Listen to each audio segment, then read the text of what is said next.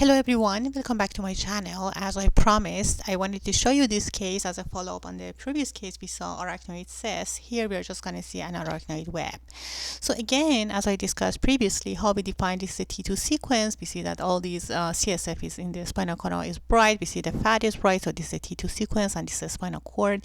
You see a sharp angulation or indentation on the posterior aspect of the cord. So compared to the other one that was very smooth and broad-based, this is very sharp. As you see here, it looks like angle right there.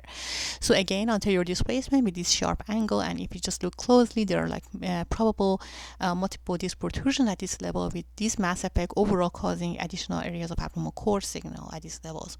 But we're just going to figure what is this area looks like on other sequences. So let's look at it on T1 sequence. Again, you see that this is a T1 sequence, spinal canal, and CSF is going to be T1 dark, and the fat is going to be bright outside, and also marrow is going to be T1 bright.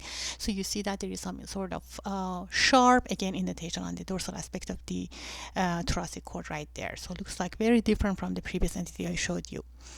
And when we look at the post contrast, again, this is also not enhancing, so there is no abnormal enhancement right there. So the difference between this and the other one is just this sharp indentation on the thoracic cord, and this is how it looks like on axial. Again, you see that there is some sort of mass effect, and the posterior aspect of the cord is all like flattened. If I go higher up, you see there are some like these protrusions. We see that also on top of this web we have these protrusions, and we have some abnormal cord signal right there due to all this mass effect. And then we see that it's just severe cord compression and all these flattening of the dorsal aspect of the cord. So that shows us there is something there.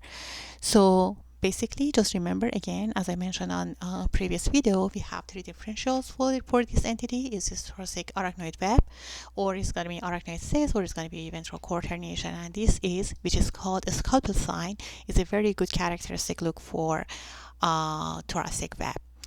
Okay, if you like this video, please don't make sure that you're just going to subscribe and follow me to see more videos. Thank you.